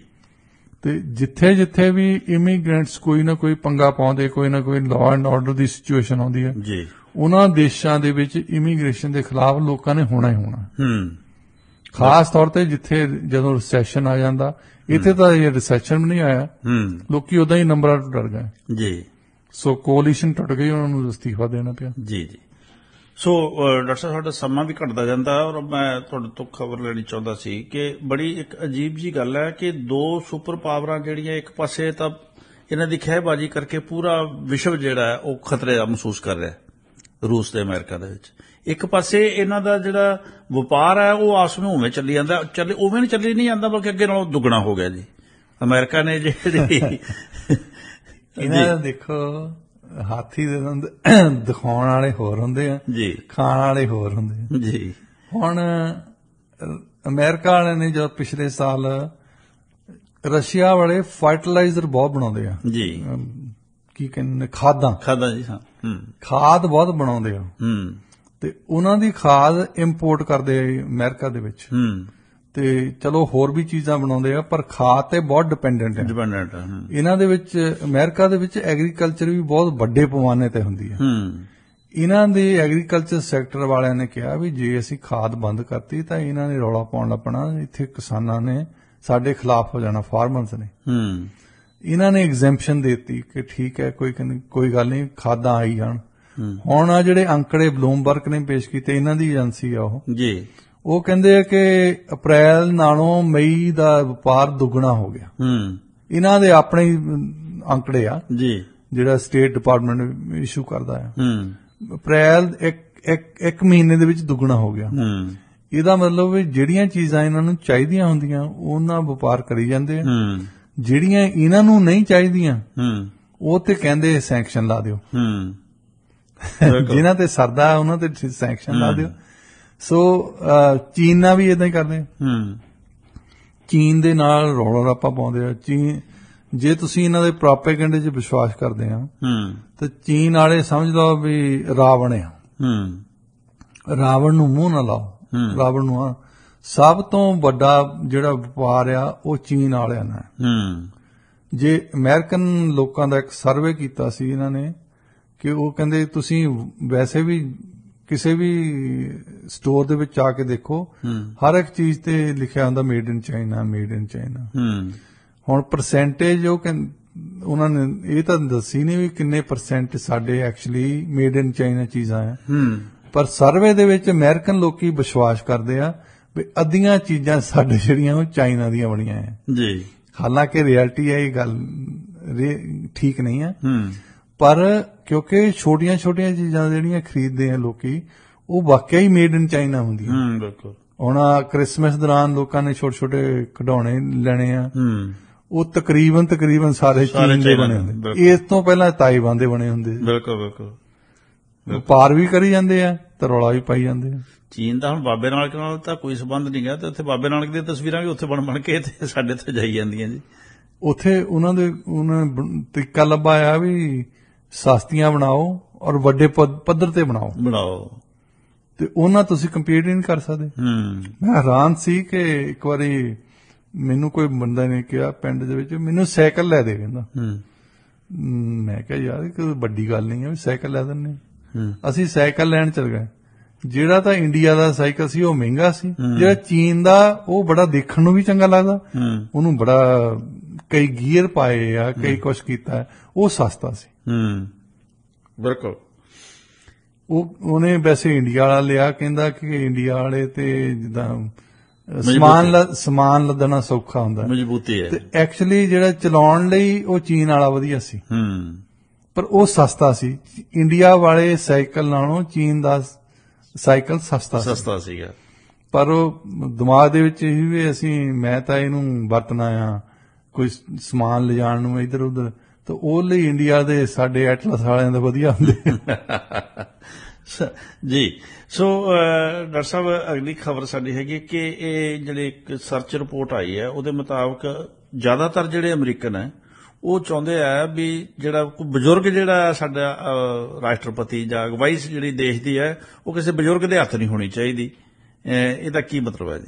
ਇਹ ਦੋਏ ਡੋਨਾਲਡ ਟਰੰਪ ਜਿਸ ਤਰ੍ਹਾਂ ਹੋਣ ਲੱਗਦਾ ਆ ਕਿ ਉਹਨਾਂ ਨੇ ਨੋਮੀਨੇਸ਼ਨ ਜੇ ਰਿਪਬਲਿਕਨ ਪਾਰਟੀ ਦੀ ਜਿੱਤਦੇ ਆ, ਇਧਰੋਂ ਜੋ ਬਾਈਡਨ ਜਿੱਤਦੇ ਆ, ਤੇ ਇਹ ਦੋਏ ਸਮਝ ਲਓ ਇਸ ਵੇਲੇ ਟਰੰਪ ਹੈਗੇ 77 ਜੀ, ਤੇ ਇਹ 80ਵੀਆਂ ਦੇ ਦੌਰ ਦੇ ਵਿੱਚ ਚੱਲ ਗਏ ਆ ਪਹਿਲਾਂ ਹੀ, ਤੇ ਇੰਨੀ ਉਮਰ ਦੇ ਪਹਿਲਾਂ ਕਦੇ ਪ੍ਰੈਜ਼ੀਡੈਂਟ ਹੋਏ ਨਹੀਂ। ਤੇ ਹੁਣ ਅਮਰੀਕਨਜ਼ ਸੋਚਦੇ ਵੀ ਦੋਏ ਜ਼ਿਆਦਾ ਬੁੱਢੇ ਆ, ਵੀ ਜੇ ਕੋਈ ਪ੍ਰੈਜ਼ੀਡੈਂਟ ਹੋਣਾ ਚਾਹੀਦਾ ਕੋਈ 60 ਦਾ ਹੋਵੇ, 65 ਦਾ ਹੋਵੇ, 70 ਦਾ, ਉਹ ਵੀ ਟਾਲਰੇਟ ਕਰ ਸਕਦੇ ਆ। ਅੱਛਾ, ਦੂਸਰੇ ਪਾਸੇ ਉਹ ਇਹ ਵੀ ਕਹਿੰਦੇ ਕਿ ਜ਼ਿਆਦਾ ਵੀ ਯੰਗ ਨਾ ਹੋਵੇ। ਸੰਵਿਧਾਨ ਤਾਂ ਵੈਸੇ ਕਹਿੰਦਾ ਹੈ ਕਿ 35 ਸਾਲ ਦਾ ਹੋਣਾ ਚਾਹੀਦਾ, ਉਹ ਕਹਿੰਦੇ 35 ਦਾ ਇਦੋਂ ਵੀ ਜ਼ਿਆਦਾ ਹੋਣਾ ਚਾਹੀਦਾ। 35 ਵਾਲੀ ਨੂੰ ਕੁਝ ਨਹੀਂ ਪਤਾ ਹੁੰਦਾ। ਇੱਥੇ ਤੁਸੀਂ ਅਕਸਰ ਪੜ੍ਹਦੇ ਰਹਿੰਦੇ ਆ ਜੀ ਫਲਾਨਾ ਉਹ ਬੜਾ ਯੰਗ ਐਮਪੀ ਬਣ ਗਿਆ, ਬੜਾ ਯੰਗ ਐਮਐਲਏ ਬਣ ਗਿਆ। ਹਾਂ, ਉਹਨਾਂ ਨੇ ਮੈਨੀਪੂਲੇਟ ਕਰ ਲਿਆ ਪ੍ਰੋਸੈਸ ਨੂੰ, ਇਹ ਕਿਸੇ ਪਾਰਟੀ ਦੀ ਨੋਮੀਨੇਸ਼ਨ ਜਿੱਤ ਲਈ ਹੈ, ਪਰ ਜਿਸ ਬੰਦੇ ਨੇ ਅਜੇ ਐਜੂਕੇਸ਼ਨ ਨਹੀਂ ਪੂਰੀ ਕੀਤੀ, ਜਿਸ ਬੰਦੇ ਨੂੰ ਐਕਸਪੀਰੀਅੰਸ ਹੀ ਕੋਈ ਨਹੀਂ, ਉਹ ਬੰਦਾ ਉੱਥੇ ਜਾ ਕੇ ਕੀ ਕਰੂਗਾ? ਬਿਲਕੁਲ। ਕਿਬੈਕ ਦੇ ਇੱਕ ਐਮਪੀ ਸੀਗੇ, ਯੰਗ ਬੰਦੇ ਬਹੁਤ ਆਏ ਉਦੋਂ, ਐਨਡੀਪੀ ਜਿੱਤੀ ਸੀ, ਕਈ ਸੀਟਾਂ ਜਿੱਤੀ, ਉਹਨਾਂ ਦੇ ਵਿੱਚੋਂ ਕਈ ਤਾਂ 19 ਸਾਲਾਂ ਦੇ, 18 ਸਾਲਾਂ ਦੇ ਆਏ ਸੀ ਉੱਥੇ। ਤਾਂ ਉਹਨਾਂ ਦੀ ਜਿਹੜੀ ਇੱਕ ਰਿਪੋਰਟ ਆਈ, ਉਹ ਕਹਿੰਦੇ ਵੀ ਇਹਨਾਂ ਨੂੰ ਪਤਾ ਹੀ ਨਹੀਂ ਲੱਗਦਾ ਵੀ ਇੱਕਦਮ ਤਨਖਾਹ ਚੰਗੀ ਮਿਲਣ ਲੱਗ ਪਈ ਹੈ, ਤਾਂ ਅਸੀਂ ਕਰੀਏ ਕੀ? ਅਖੇ ਵਿਸਕੀ ਵਧੀਆ ਪੀਂਦੇ ਆ, ਬਸ ਇਹਨਾਂ ਨੂੰ ਕੀ ਪਤਾ ਜਿਹੜੇ ਬੰਦੇ ਨੇ ਅੱਜ ਤਾਈਂ ਐਜੂਕੇਸ਼ਨ ਹੰਡਾਈ ਨਹੀਂ, ਜਿਹਨੇ ਜ਼ਿੰਦਗੀ ਨਹੀਂ ਹੰਡਾਈ, ਉਹਨੂੰ ਨਹੀਂ ਪਤਾ ਵੀ ਲੋਕਾਂ ਨੂੰ ਤਕਲੀਫਾਂ ਕਿਹੜੀਆਂ ਹੈ। ਬਿਲਕੁਲ। ਸੋ ਜਿਹੜੇ ਬੰਦੇ ਐਕਚੁਅਲੀ ਖਾਸ ਤੌਰ ਤੇ ਜੋ ਬਾਈਡਨ ਦੀ ਏਜ ਦੇ ਆ, ਜਿਨ੍ਹਾਂ ਨੂੰ ਪਤਾ ਹੀ ਨਹੀਂ ਲੱਗਦਾ ਵੀ ਮੈਂ ਬਹੁਤੀ ਵਾਰੀ ਇਹਨਾਂ ਨੂੰ ਪਤਾ ਨਹੀਂ ਲੱਗਦਾ ਵੀ ਮੈਂ ਕਿਹੜੀ ਸਟੇਟ ਦੇ ਵਿੱਚ ਖੜਾ ਹਾਂ, ਮਤਲਬ ਭੁੱਲਣ ਦੀ ਜਿਹੜੀ ਸੋਚਣ ਦੀ ਸ਼ਕਤੀ ਇੰਨੀ ਕਮਜ਼ੋਰ ਹੋਈ ਹੈ ਜੀ। ਜੇ ਇਹ ਬੰਦੇ ਦੇ ਹੱਥ ਦੇ ਵਿੱਚ ਨਿਊਕਲੀਅਰ ਪਾਵਰ ਆ, ਇਹ ਸਾਰੀ ਦੁਨੀਆ ਨੂੰ ਤਬਾਹ ਕਰ ਸਕਦਾ। ਬਿਲਕੁਲ। ਇਹ ਮਨ ਦੇ ਵਿੱਚ ਆਵੇ ਵੀ ਮੈਂ ਬੜੀ ਹੱਦ ਸਾਲ 2 ਸਾਲ ਹੋਰ ਰਹਿਣਾ, ਫਿਰ ਸਾਰਿਆਂ ਨੂੰ ਤਾਂ ਪੰਗਾ ਪਾ ਜਾਵਾਂ ਨਾ, ਕਰ ਸਕਦਾ। ਬਿਲਕੁਲ। ਜਿਹੜੇ ਬੰਦੇ ਨੇ ਅਜੇ 10 ਸਾਲ 20 ਸਾਲ ਰਹਿਣਾ ਹੋਵੇ, ਉਹ ਬੰਦਾ ਲੱਖ ਵਾਰੀ ਸੋਚੂਗਾ ਵੀ ਹੁਣੇ ਤਬਾਹ ਕਰਦੇ ਸਾਰੇ, ਚੰਗੇ ਨਹੀਂ ਲੱਗਦੇ। ਹਾਂ, ਜੋ ਬਾਈਡਨ ਨਾ ਕਰੂਗਾ ਕਿਉਂਕਿ ਉਹਨੂੰ ਪਤਾ ਵੀ ਮੇਰਾ ਪਰਿਵਾਰ ਵੀ ਆ, ਮੇਰੇ ਬੱਚੇ ਵੀ ਹੈਗੇ ਆ ਜਿਹੜੇ ਜਾਂਦੇ ਲੱਗਣੇ। ਪਰ ਏਦਾਂ ਸਮਝਦੇ ਆ ਅਮਰੀਕਨ ਲੋਕੀ ਵੀ ਜਿਹੜੀ ਜ਼ਿਆਦਾ ਏਜ ਆ ਇਹਨਾਂ ਨੂੰ ਸਾਡੀ ਬਾਕੀਆਂ ਦਾ ਪਤਾ ਨਹੀਂ ਕਿੱਦਾਂ ਰਹਿੰਦੇ ਜੀ। ਖਾਸ ਤੌਰ ਤੇ ਯੰਗਰ ਜਨਰੇਸ਼ਨ ਜਿਹੜੀ ਆ ਉਹਨੂੰ ਸਮਝੇ ਵੀ ਸਾਡੀਆਂ ਤਕਲੀਫਾਂ ਜਿਹੜੀਆਂ ਇਹਨਾਂ ਨੂੰ ਨਹੀਂ ਪਤਾ, ਵਾਕਈ ਨਹੀਂ ਪਤਾ ਹੁੰਦਾ। ਬਿਲਕੁਲ ਜੀ। ਸੋ ਅੱਜ ਦੇ ਵੈਸੇ ਵਿਚਾਰ ਦਾ ਸਮਾਂ ਹੋ ਗਿਆ ਜੀ। ਬਿਲਕੁਲ, ਸਾਡਾ ਅੱਜ ਦਾ ਵਿਚਾਰ ਹੈ ਜੀ, ਮੈਂ ਆਜ਼ਾਦੀ ਦਾ ਮਤਵਾਲਾ, ਮੇਰੀਆਂ ਇਹ ਤਕਰੀਰਾਂ ਨੇ, ਮੈਂ ਆਜ਼ਾਦੀ ਦਾ ਮਤਵਾਲਾ, ਮੇਰੀਆਂ ਇਹ ਤਕਰੀਰਾਂ ਨੇ, ਮੇਰੇ ਹੱਥਾਂ ਵਿੱਚ ਹੱਥ ਕੜੀਆਂ, ਪੈਰਾਂ ਵਿੱਚ ਜੰਜੀਰਾਂ ਨੇ, ਯੁੱਗ ਬੀਤੇ ਨੇ ਅਰਮਾਨਾਂ ਦੀ ਸੂਲੀ ਟੰਗਿਆ ਹੋਇਆ ਹਾਂ, ਯੁੱਗ ਬੀਤੇ ਨੇ ਅਰਮਾਨਾਂ ਦੀ ਸੂਲੀ ਟੰਗਿਆ ਹੋਇਆ ਹਾਂ, ਕਿਹਨੂੰ ਪੁੱਛਾਂ ਕਿਹੜਾ ਦੱਸੇ, ਮੇਰੀਆਂ ਕੀ ਤਕਸੀਰਾਂ ਨੇ, ਮੇਰੀਆਂ ਕੀ ਤਕਸੀਰਾਂ ਨੇ। ਬਹੁਤ ਬਹੁਤ ਮਿਹਰਬਾਨੀ ਡਾਕਟਰ ਸਾਹਿਬ, ਥੈਂਕ ਯੂ।